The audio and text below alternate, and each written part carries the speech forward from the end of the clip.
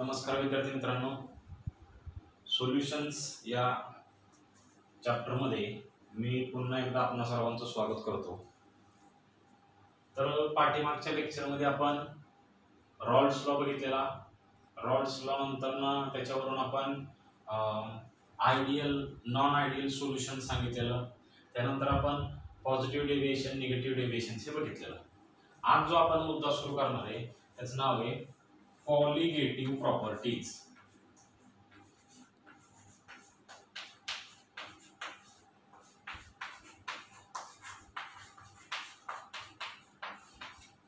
बघा colligative properties म्हणजे काय? कॉलिगेटिव्ह प्रॉपर्टीज ह्या ऍक्च्युअली फिजिकल प्रॉपर्टीज आहेत। आपल्याला माहिती आहे boiling point, melting point, refractive index, viscosity, surface tension, vapour pressure या बऱ्याचशा अशा फिजिकल प्रॉपर्टीज आपल्याला माहिती आहेत। तर कॉलिगेटिव्ह प्रॉपर्टीज ह्या ज्या प्रॉपर्टीज आहेत ह्या सुद्धा एका प्रकारच्या फिजिकल प्रॉपर्टीज आहेत। मग ह्या नक्की कॉलिगेटिव्ह प्रॉपर्टीज म्हणजे काय? तर बघा, the properties of solution, the property of solution which depends on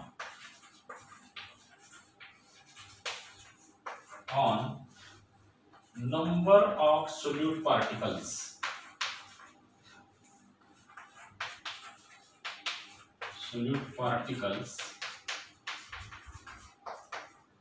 in a solution and does not depend on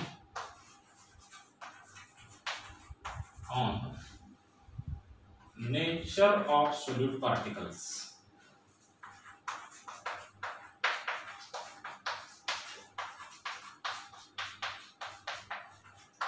In solution. बघा, कॉलिगेटिव्ह प्रॉपर्टीज म्हणजे काय? Colligative properties are the properties of solution. ह्या सोल्युशनच्या properties आहेत, बरोबर, which depends on number of solute particles in a solution. आपल्याला माहिती आहे की सोल्युशन बनतं कशाने बनतं? एकतर सोल्यूट आणि सॉल्व्हेंटने बनतं। मग त्याच्यामध्ये असलेल्या सोल्यूटच्या नंबर वरती, नंबर ऑफ सोल्यूट पार्टिकल्स, सोल्यूटचे पार्टिकल्स किती आहेत त्याचा नंबर किती आहे, बरोबर, याच्यावरती ज्या प्रॉपर्टीज डिपेंड असतात। आणि त्या प्रॉपर्टीज कशावर डिपेंड असतात बघा, and does not depends on nature of solute particles is known as the colligative properties. म्हणजे कॉलिगेटिव्ह प्रॉपर्टीज म्हणजे सोल्युशनच्या अशा प्रॉपर्टीज ज्या सोल्यूटच्या नंबर वरती डिपेंड आहेत, म्हणजे ते सोल्यूट किती आहेत याच्यावर डिपेंड आहे। पण त्या प्रॉपर्टीज सोल्यूटचं नेचर कसं आहे, म्हणजे ते सोल्यूट कोणत्या प्रकारचे आहेत, म्हणजे ते सोल्यूट आयन्स असू शकतात, मॉलिक्युल्स असू शकतात, ॲटम्स असू शकतात, किंवा ते मॉलिक्युल्स जर का असतील, सोल्यूट जर का मॉलिक्युल असेल तर ते मॉलिक्युल्स लार्ज मॉलिक्युल्स असतात, स्मॉल मॉलिक्युल्स असतात। पण ते मॉलिक्युल्स कसेही असतील, म्हणजे सोल्यूट पार्टिकल्सचं नेचर कसंही असू शकतं, मोठा असू शकतात, छोटे असू शकतात, आयन्स, त्याच्यानंतर ना मॉलिक्युल्स इत्यादी काही असू शकतात।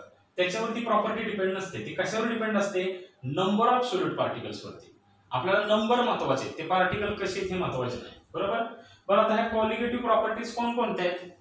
तर सगळ्यात पहिली colligative property lowering of vapour pressure.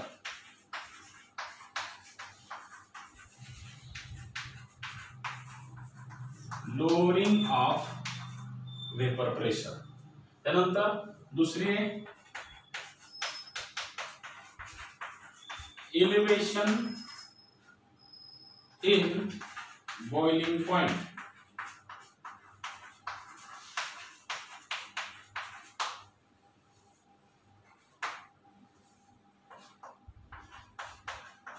Elevation of boiling point आपण म्हणू। त्यानंतर तिसरी property depression of freezing point.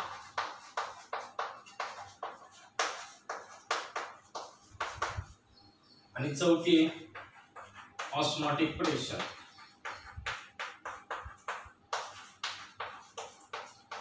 याच्या कॉलिगेटिव्ह प्रॉपर्टीजचा अभ्यास आपल्याला करायचा आहे।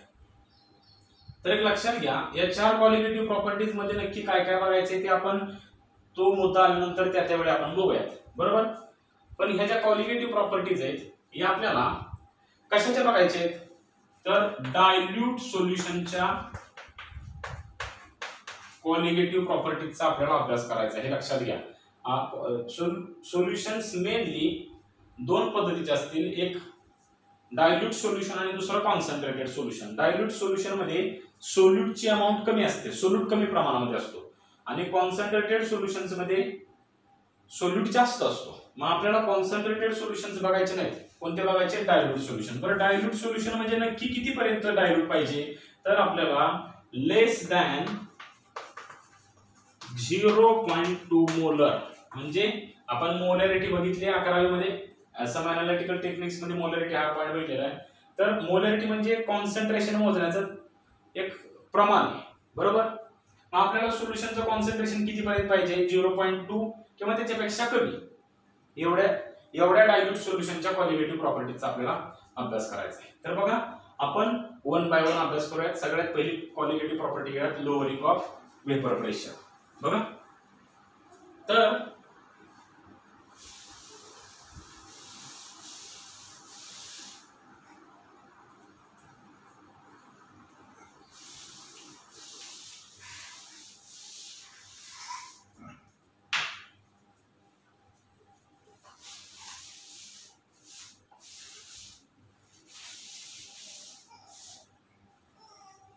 आपण सगळ्यात पहिली क्वालिटेटिव्ह प्रॉपर्टी बघूया.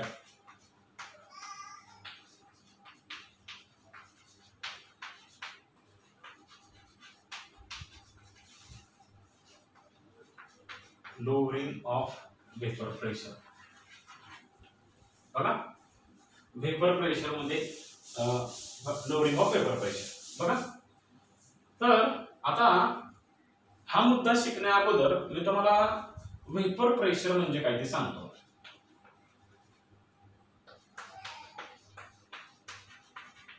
तर वेपर प्रेशर आपण 11वी मध्ये शिकलेलो आहे, मी तुम्हाला जास्त डिटेल मध्ये डेफिनेशन सांगणार नाही, तरी सुद्धा एक रिव्हिजन म्हणून सांगतो. तर आपण एखादं सोल्युशन नाही, एखादं लिक्विड घेतलं. बघा, हे लिक्विड आपण क्लोज्ड कंटेनर मध्ये घेतलं, म्हणजे एका बंदिस्त अशा भांड्यामध्ये आपण लिक्विड घेतलं. तर ते लिक्विड काय होईल, वेपराइज होईल. सुरुवातीला वेपरायझेशन फास्ट असेल, कारण सगळी जागा मोकळी असेल, त्यामुळे पटपट वेपरायझेशन होईल. लिक्विडचे मॉलिक्युल्स वेपराइज होऊन या स्पेस मध्ये जातील. बघा, याला आपण वेपरायझेशन म्हणतो.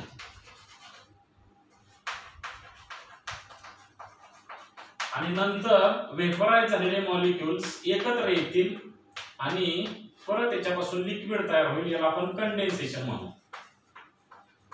सुरुवातीला वेपरायझेशन फास्ट असेल, नंतर आणि कंडेन्सेशन स्लो असेल, नंतर कंडेन्सेशन फास्ट होत जाईल, वेपरायझेशन स्लो होत जाईल, आणि एक अशी स्टेज येईल जिथे कंडेन्सेशन आणि वेपरायझेशन इक्वल होईल, याला आपण इक्विलिब्रियम असं म्हणतो. बघा, शॉर्ट मध्ये इक्विलिब्रियम मी लिहितो. मग या इक्विलिब्रियम स्टेटला या ज्या वेपर्स आहेत, लिक्विडच्या ज्या वेपर्स आहेत, त्या वेपर्सने जो काय दाब तयार केला असेल, प्रेशर तयार केला असेल, एक्झर्ट केलेला प्रेशर असेल, त्याला आपण वेपर प्रेशर म्हणतो. So pressure exerted by vapours of a liquid at equilibrium state is known as the vapour pressure of that liquid. हे आपण पाठ्यमागच्या लेक्चर मध्ये पण सांगितलेलं आहे, आता पण सांगतो. आता आपल्याला लोअरिंग ऑफ वेपर प्रेशर म्हणजे काय ते बघूया. वेपर प्रेशर लोअरिंग होणं म्हणजे काय. समजा मी तुम्हाला एक सिंपल उदाहरण देतो. समजा मी इथं सॉल्व्हेंट घेतलेला आहे, हा प्युअर सॉल्व्हेंट आहे. बघा, प्युअर सॉल्व्हेंट. या प्युअर सॉल्व्हेंट मध्ये सगळे सॉल्व्हेंटचेच मॉलिक्युल्स असतील, बरोबर. समजा हे सॉल्व्हेंटचे मॉलिक्युल्स मी काढले, सगळे मॉलिक्युल्स कोणाचे असणार, सॉल्व्हेंटचे. बघा, आता समजा या प्युअर सॉल्व्हेंटचा वेपर प्रेशर जो आहे, त्या प्युअर सॉल्व्हेंटच्या वेपर प्रेशरला मी P1 नॉट असं मी म्हटलं, बरोबर. एक लक्षात घ्या, P फॉर प्रेशर, 1 कोणासाठी सफिक्स द्यायचा, सॉल्व्हेंट साठी, आणि नॉट कोणासाठी, प्युअर साठी. हे मी तुम्हाला अगोदर पण सांगितले. समजा या सॉल्व्हेंट मध्ये मी नॉन व्होलाटाइल सोल्यूट टाकला, नॉन व्होलाटाईल सोल्यूट टाकला. बघा नॉन व्होलाटाईल सोल्यूट म्हणजे काय, तर वेपराइज न होणार. बघा हा प्युअर सॉल्व्हेंट आहे, तो वेपराइज होणार आहे, आणि हा सॉल्व्हेंट कसा आहे, व्होलाटाईल आहे. व्होलाटाईल म्हणजे तो वेपराइज होतो, जसा पेट्रोल सारखा. पेट्रोलचा एक ड्रॉप आपण टाकला की लगेच वेपराइज होतो, बरोबर. अशा पद्धतीने हा व्होलाटाईल सॉल्व्हेंट आहे. मग त्याच्यात वेपर्स तयार होतील आणि त्याचा काहीतरी वेपर प्रेशर तयार होईल.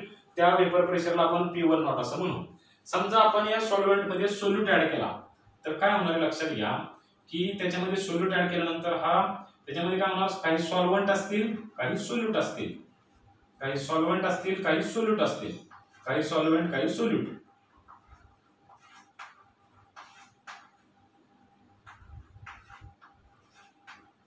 बघा बघा मग याच्यामध्ये सोल्यूट प्लस सॉल्व्हेंट घेतला मी.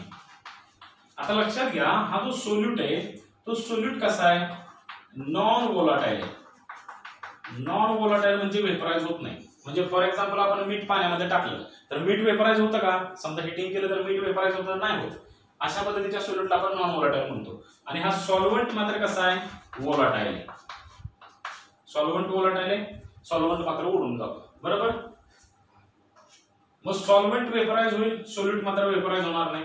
आपल्याला लगेच इथं लक्षात येते की ह्या प्युअर सॉल्व्हेंटचा जो वेपर प्रेशर आहे त्याच्यापेक्षा याचा वेपर प्रेशर कमी झालाय. बरं हे म्हणजे काय नक्की, तर सोल्यूट आणि सॉल्व्हेंट आहे. सोल्यूट आणि सॉल्व्हेंट म्हणजे नक्की काय रे, सोल्यूट सॉल्व्हेंट मिळून काय तयार होतं, सोल्युशन तयार होतं, बरोबर.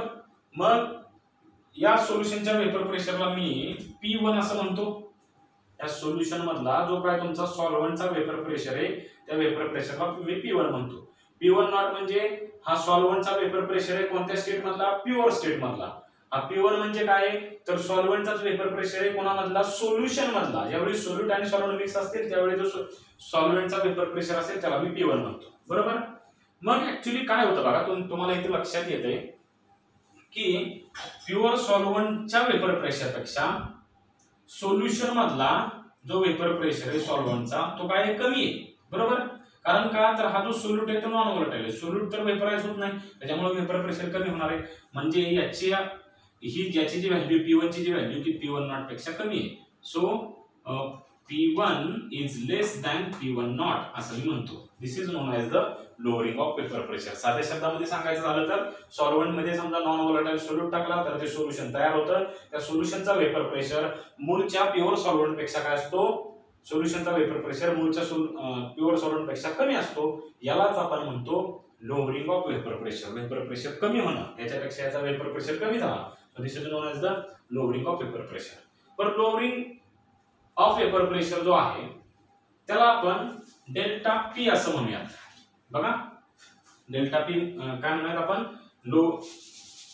त्याला आपण नोटेशन देऊयात, लोअरिंग ऑफ वेपर प्रेशर ला आपण काय म्हणूयात, डेल्टा P असं नाव देऊयात लोअरिंग ऑफ वेपर प्रेशरला, बरोबर. डेल्टा म्हणजे चेंज म्हणजे लोअर झालेला, कमी झालेला वेपर प्रेशर, बरोबर. हा कसा काढावा लागेल, तर मूळचा वेपर प्रेशर त्याच्यामधून कमी झालेला वेपर प्रेशर आपल्याला मायनस करावा लागेल.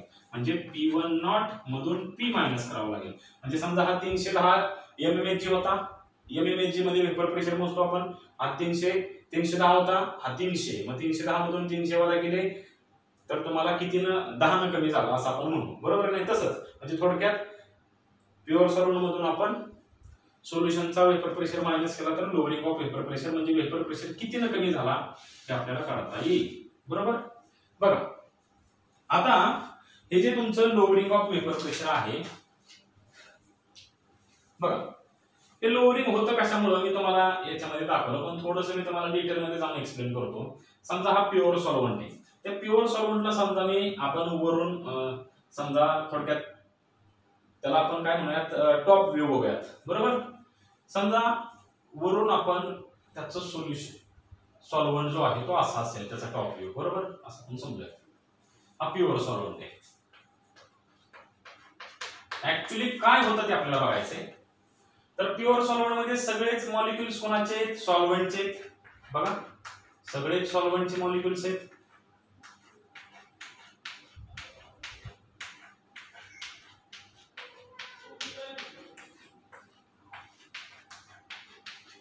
बघा.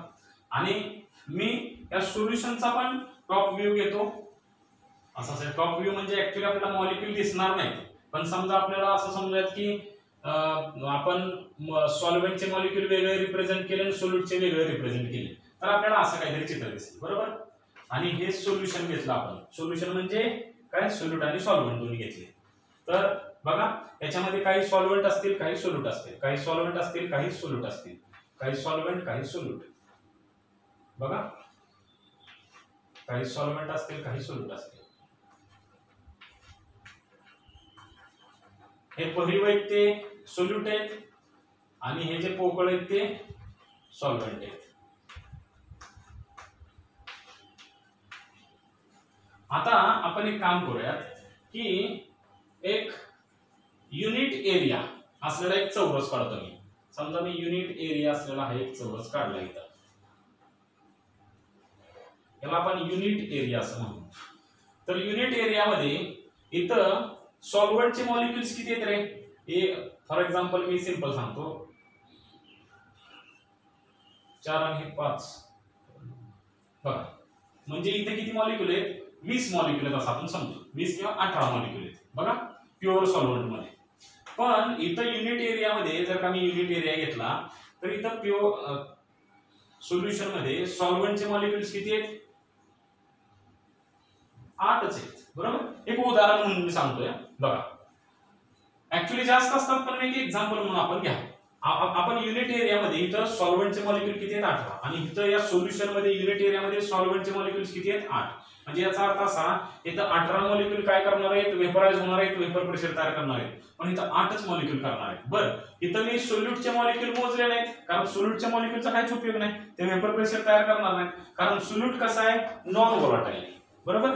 बघा म्हणून लक्षात घ्या इथं सॉल्व्हेंटचे मॉलिक्युल फक्त घेतले आणि ते किती आहेत? 8 आहेत. सो मग इथं काय झालं बघा की इथं युनिट एरियामध्ये प्युअर सॉल्व्हेंटचे मॉलिक्युल 18 होते, पण इथं सॉल्व्हेंटचे मॉलिक्युल किती होते? प्युअर सॉल्व्हेंट मध्ये 18 होते. आणि इथं सोल्युशन मध्ये सॉल्व्हेंटचे मॉलिक्युल 8 आहेत. बरोबर.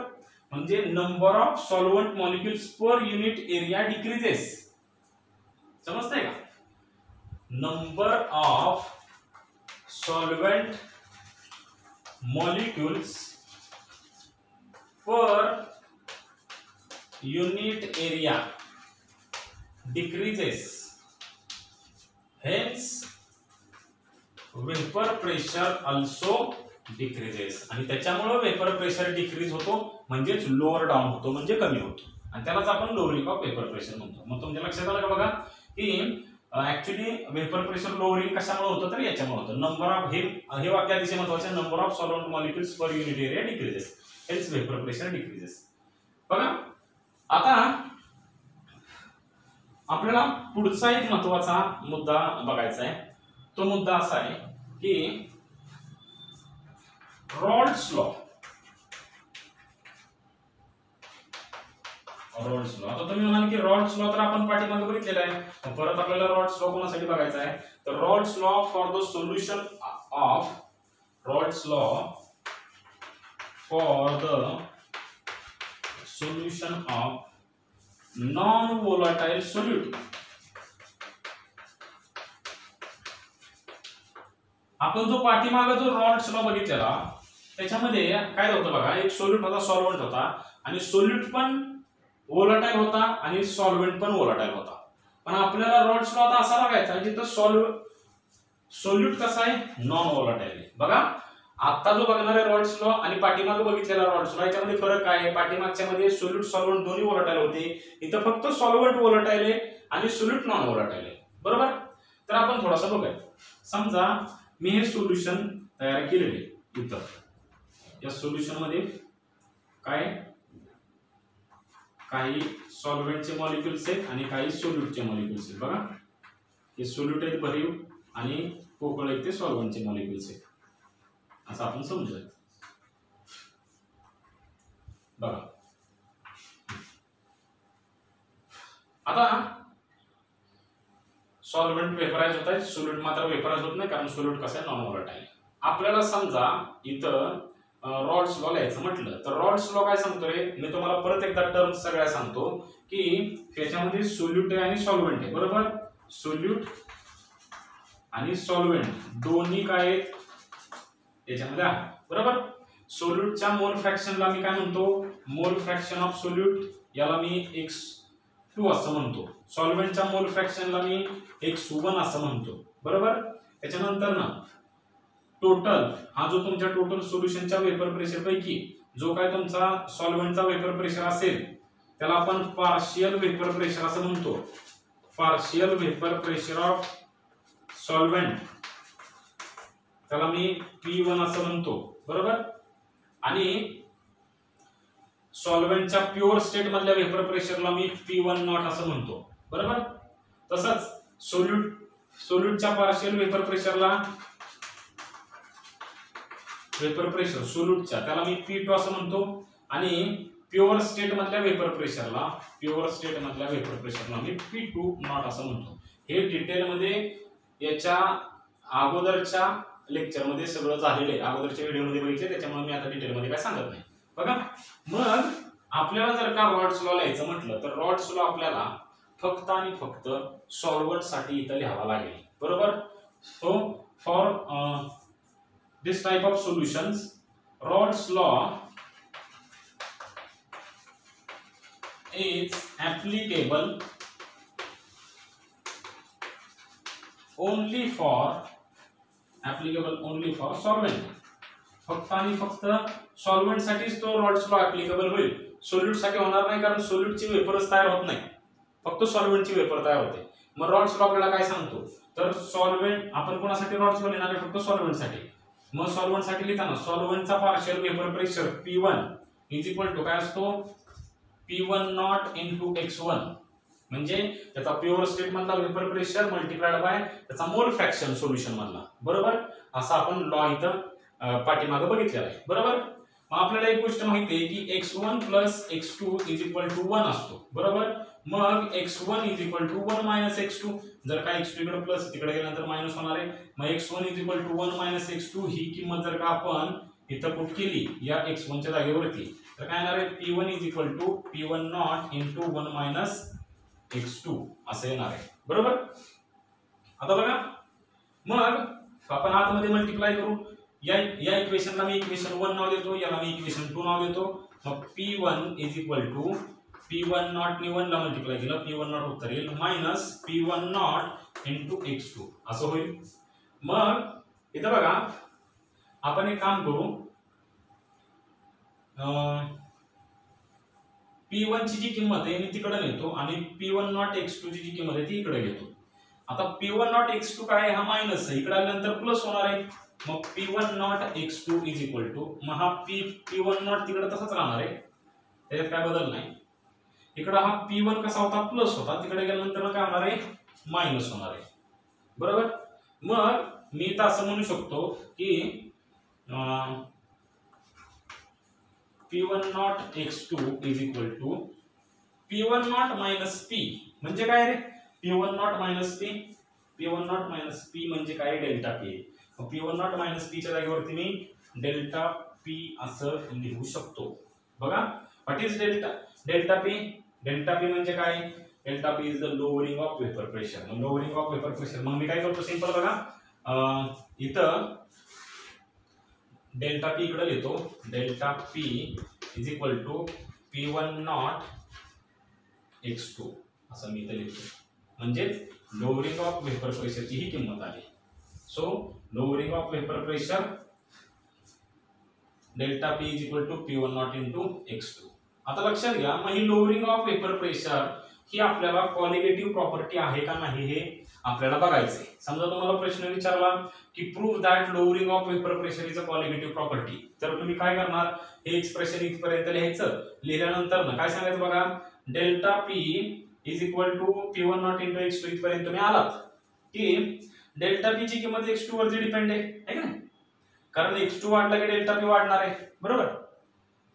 So delta P depends on x2, delta P ची किंमत x2 वरती डिपेंड आहे. बरं x2 म्हणजे काय, x2 म्हणजे x म्हणजे मोल, मोल फ्रॅक्शन आणि 2 गुणाचा सोल्यूटचा मोल फ्रॅक्शन, बरोबर. So delta P depends on मोल फ्रॅक्शन ऑफ सोल्यूट. बघा मग सोल्यूटच्या मोल फ्रॅक्शन वरती डिपेंड आहे. बरं सोल्यूटचा मोल फ्रॅक्शन कसा काढतो आपण? x2 म्हणजेच काय असेल तर n2/n1 प्लस n2. तुम्ही सम एनालिटिकल टेक्निक्स चॅप्टर 11 मध्ये डिटेल मध्ये बघा. तुम्हाला मी आता इथं थोडासा संदर्भ आल्यानंतर पण इथं सांगणार आहे, बरोबर.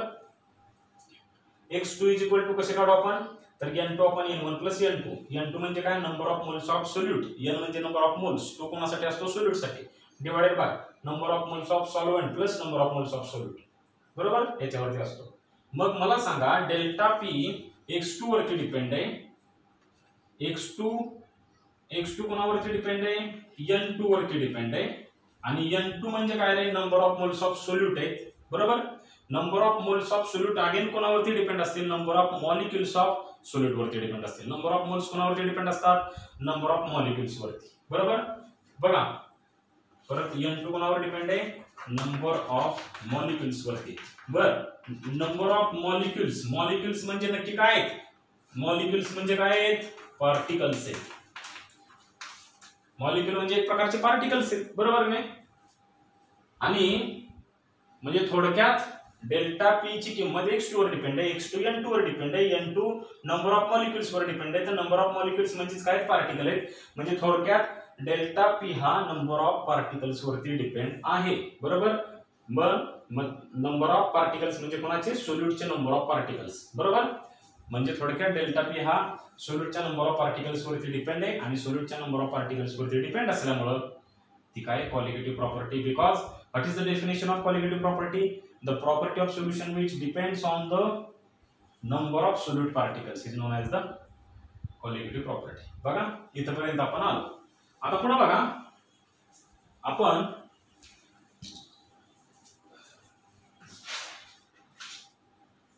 पुढचा मुद्दा बघणार आहे relative lowering of vapour pressure. Lowering of vapour pressure झालं. Now what is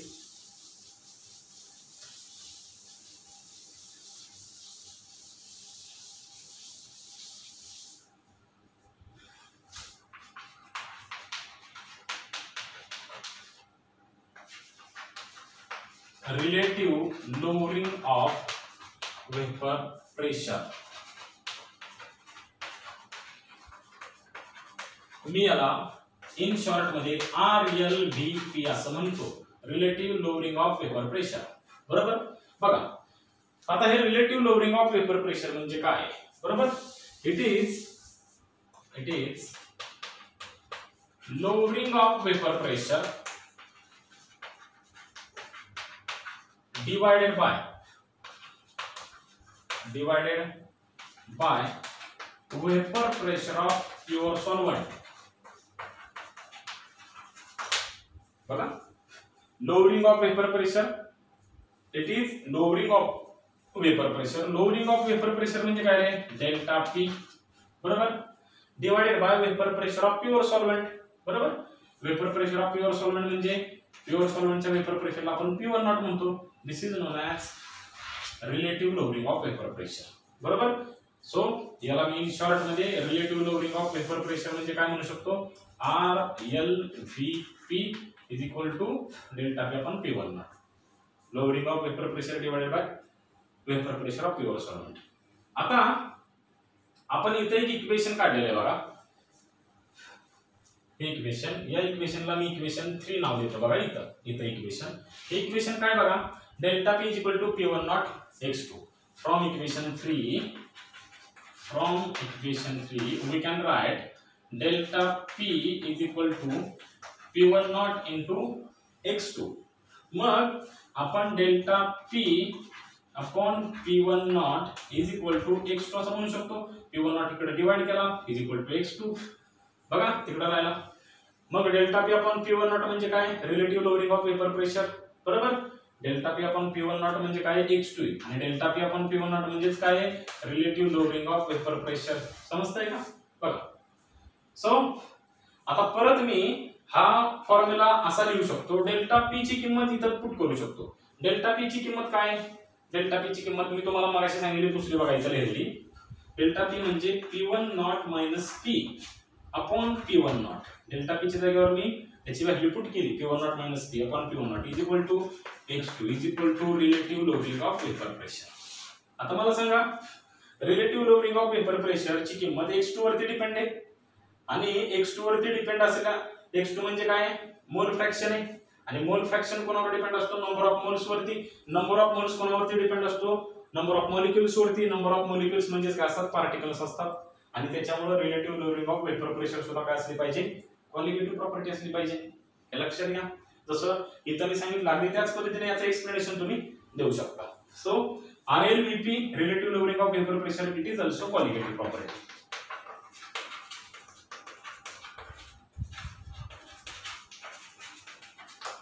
बघा आता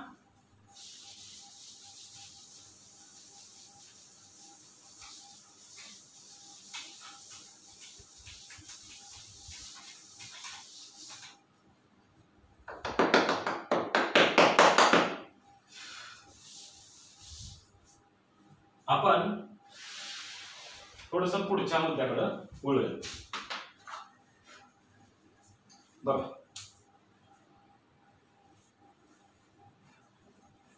पुढचा आपला मुद्दा असा आहे की molar mass of solute from lowering of vapour pressure. बघा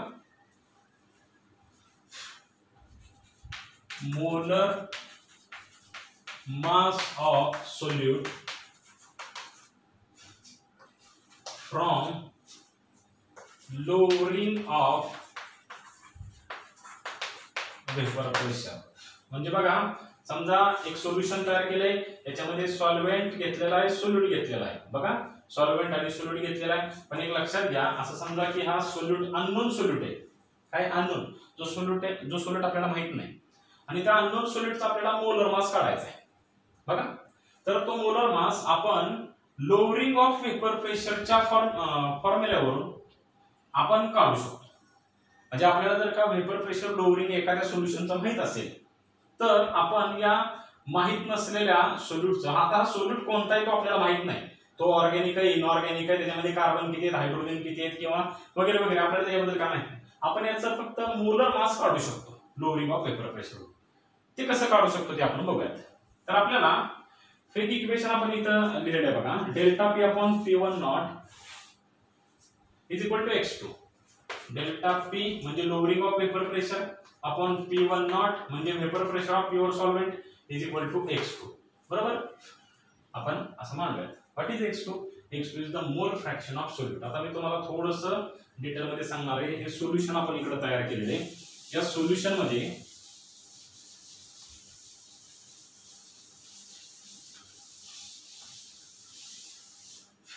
काय आपण टाकलेले, काही सोल्यूटचे मॉलिक्युल्स आहेत आणि काही सॉल्व्हेंटचे मॉलिक्युल्स आहेत. बघा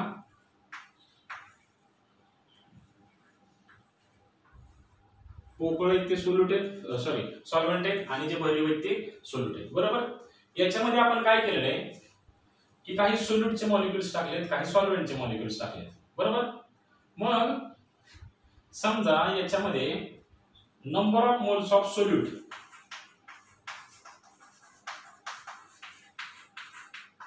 सोल्यूटचे नंबर ऑफ मोल्स किती आहेत? समजा N2 एवढे आहेत. बघा N2 एवढे म्हणजे सोल्युशन बनणार म्हणजे सोल्यूट आणि सॉल्व्हेंट बनणार. मग त्याच्यामध्ये सोल्यूटचे काहीतरी नंबर ऑफ मोल्स असतील आणि सॉल्व्हेंटचे काहीतरी नंबर ऑफ मोल्स असतील. बरोबर, समजा number of moles of solute is equal to किती घेतला मी? N2 घेतला. त्यानंतर ना number of moles of solvent, सॉल्व्हेंटच्या नंबर ऑफ मोल्सला आपण N1 एवढा घेतला. बघा त्याच्यानंतर ना आपण सोल्यूटचा जो मोल फ्रॅक्शन आहे, आता मोल फ्रॅक्शन आपल्याला काढायचा आहे. बघा याच्यामधला, तर आपण मोल फ्रॅक्शन ऑफ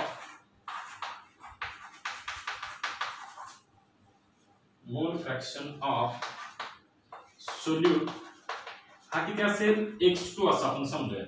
आणि मोल फ्रॅक्शन ऑफ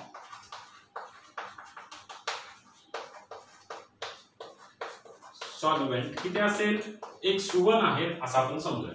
बघा मग आपण 11वी मध्ये शिकलेले की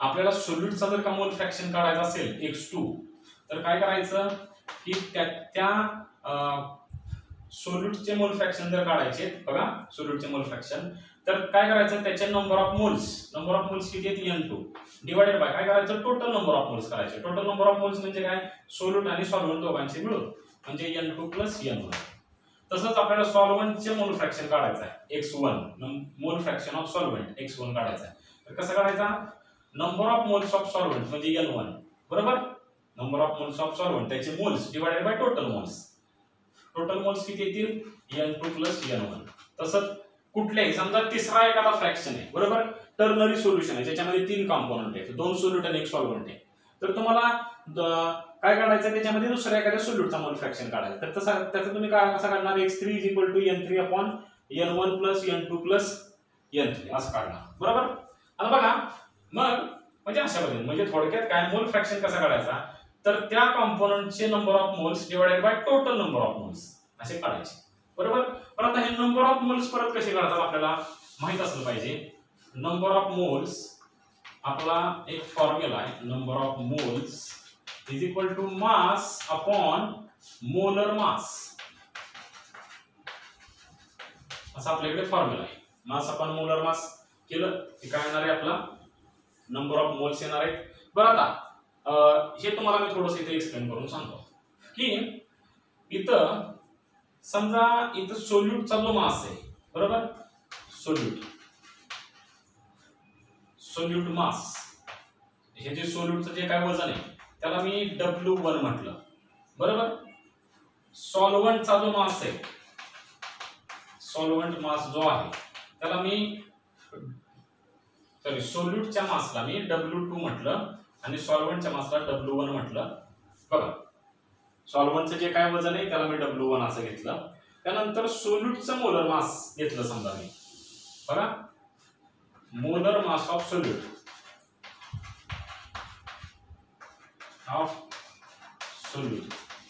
सोल्यूटच्या मोलर मासला मी M2 असं म्हटलं बरोबर आणि सॉल्व्हंटच्या मोलर मासला मी M1 असं म्हटलं मोलर मास ऑफ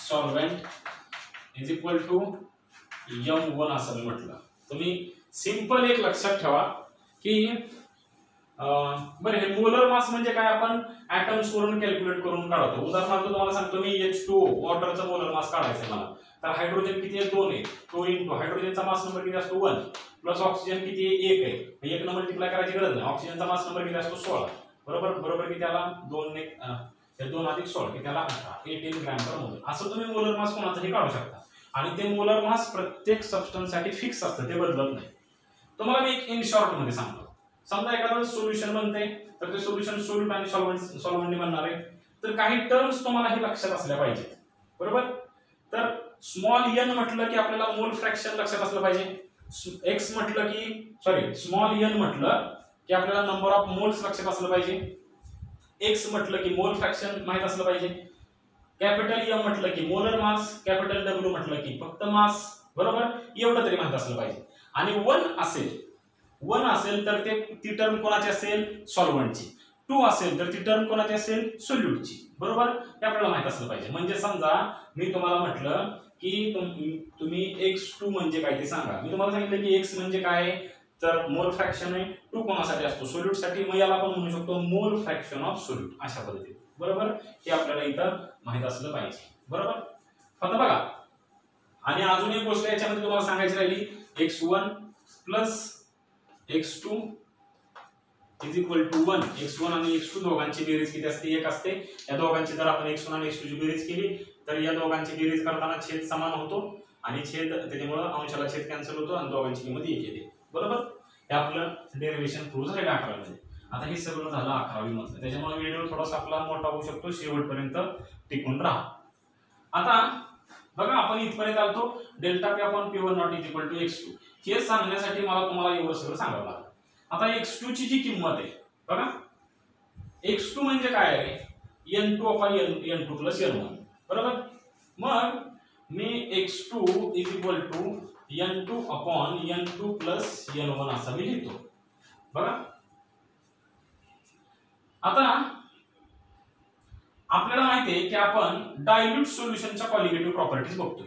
मी तुम्हाला मागशी सांगितले की आपण ज्या क्वालिटेटिव्ह प्रॉपर्टीज बघतोय त्या प्रॉपर्टीज 0.2 मोलर पेक्षा कमी सोल्युशनच्या, बरोबर. म्हणजे डायल्यूट बघतोय, डायल्यूट मध्ये पण किती डायल्यूट पाहिजे, 0.2 मोलर पेक्षा सुद्धा कमी पाहिजे, बरोबर.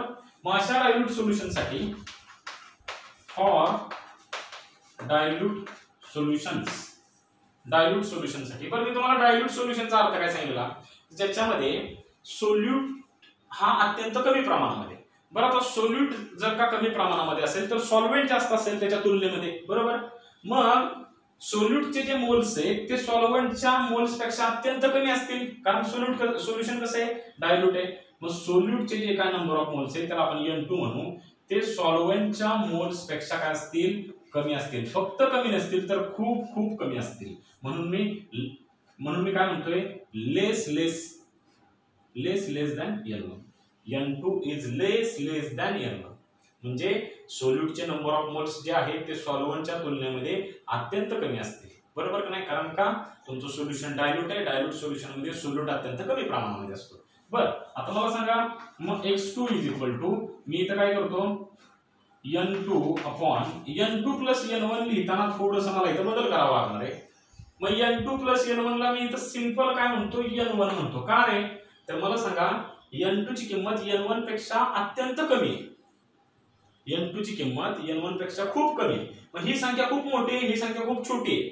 मग मोठ्या संख्येमध्ये जर का छोटी संख्या जर का आपण ऍड केली तर जवळपास काय येणार आहे, तीच संख्या येणार आहे. म्हणजे n2 plus n1 is approximately equal to n1 असं येणार आहे का नाही. n2 आणि n1 दोघांची बेरीज केली तर जवळपास n1 एवढीच येणार आहे. म्हणजे असं समजू आपण, कारण का n1 ची संख्या खूपच मोठी आणि n2 ही संख्या खूपच लहान आहे. ही समजा 1 लाख एवढी आहे आणि ही किती आहे, 0.01 एवढी आहे. मग 1 लाख या संख्येमध्ये 0.01 एवढं ऍड केलं तर जवळपास 1 लाखचं उत्तर येणार आहे. म्हणजे तेच उत्तर येणार आहे, म्हणजे n1 येईल, बरोबर. मी अप्रॉक्सिमेटली इक्वल टू काढलोय, नॉट एक्झॅक्टली, बघा. म्हणून मी n1 प्लस n2, बरोबर, n1 प्लस n2 ला n1 घेतलं, म्हणून n1 प्लस n2 च्या जागेवर मी काय घेतलं, डायरेक्टली n1 ची व्हॅल्यू सबस्टिट्यूट केली, बघा. मग आता x2 is equal to n2 upon n1 ही व्हॅल्यू आपण या इक्वेशन मध्ये पुट करूयात. या इक्वेशनला मी इक्वेशन 1 नाव देतो, बरोबर. So by putting this value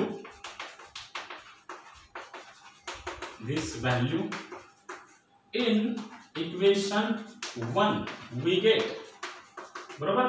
he value आपण x2 ची जर का इक्वेशन 1 मध्ये पुट केली तर काय येईल बघा, delta p upon p1 naught is equal to x2 च्या जागेवरती आपण n2 अपॉन n1 पुट केलं, सबस्टिट्यूट केल्यानंतर काय येणार बघा. आता आपल्याला काय काढायचं बघा, आपल्याला n2 ची किंमत काढायची. n2 जसं मी तुम्हाला n2 काढायचं आहे. n2 म्हणजे काय रे, मी तुम्हाला मागे सांगितलंय n2 म्हणजे n म्हणजे नंबर ऑफ मोल्स, 2 कोणासाठी असतो, सोल्यूट साठी. So n2 is the number of moles of solute. हे कसं काढायचं, number of moles of solute काढायचे म्हणजे सोल्यूटचे नंबर ऑफ मोल्स काढायचे, बरोबर. मग सोल्यूटचे नंबर ऑफ मोल्स काढताना आपल्याला नंबर ऑफ मोल्सचा फॉर्म्युला काय आहे, number of moles is equal to mass upon molar mass, बरोबर. मग आपल्याला नंबर ऑफ मोल्स कोणाचे काढायचे, सोल्यूटचे. तर मास पण सोल्यूटचा घ्यावा लागेल आणि मोलर मास पण सोल्यूटचा घ्यावा लागेल. So number of moles of solute is equal to mass of solute upon molar mass of solute, molar mass of solute, बरोबर. बर आता मला सांगा मास ऑफ सोल्यूट म्हणजे काय आहे, मास ऑफ सोल्यूट, बरोबर. इथे दिले सोल्यूट मास हा किती आहे, W2, बरोबर, divided by molar mass of solute किती आहे, मोलर मास ऑफ सोल्यूट किती आहे, m2 आहे, m2. म्हणजे मी इन शॉर्ट मध्ये असं म्हणू शकतो n2 is equal to W2 upon m2, n2 is equal to W2 upon m2. अगदी सेम पद्धतीनं आपण असं लिहू शकतो n1 is equal to W1 upon m1, बरोबर, सिंपल. तसं N2 is equal to W2 upon M2 तसं N1 is equal to W1 upon M1 असेल. मग आपण जर का ह्या ज्या व्हॅल्यूज आहेत या व्हॅल्यूज या इक्वेशनला मी इक्वेशन 2 नाव देतो. या व्हॅल्यू आपण इक्वेशन 2 मध्ये जर का सबस्टिट्यूट केल्या, इक्वेशन 2 मध्ये काय केला, सबस्टिट्यूट केल्या ह्या दोन्ही व्हॅल्यू, तर काय उत्तर येईल बघा. Delta P upon P1 naught is equal to बघा N2 ची किंमत काय आहे, N2 ची किंमत आहे W2 upon M2, W2 upon M2 बरोबर. N2 च्या जागेवरती आपण W2 अपॉन M2 पुट केलं, त्याच्यानंतर काय रे डिवाइडेड बाय N1 ची किंमत काय आहे, N1 ची किंमत आहे W1 अपॉन M1 बरोबर. मग delta P upon P1 naught is equal to, आता बघा हा डिवाइडला डिवाइड परत त्याला डिवाइड आणि परत त्याला डिवाइड असे, हा जर का डिवाइडला डिवाइड वरती गेल्यानंतर काय होणार, उलटून जो न्यूमरेटर आहे बरोबर तो डिनॉमिनेटरला जाणार, डिनॉमिनेटर न्यूमरेटरला येणार बरोबर, हा उलटा होणार आहे. मग कसा होणार बघा, W2 अपॉन M2 बरोबर, M2 M1 वरती जाणार, M1 अपॉन W1 बरोबर. So delta P upon P1 naught is equal to M2 into M1 sorry W2 into M1 upon M2 into W1 बरोबर असं येणार आहे. म्हणजे थोडक्यात आपण lowering of vapour pressure delta P वरून मोलर मास ऑफ सोल्यूट आपण कॅल्क्युलेट करू शकतो. धन्यवाद. राहिला आपण पुढच्या लेक्चरमध्ये बघूया.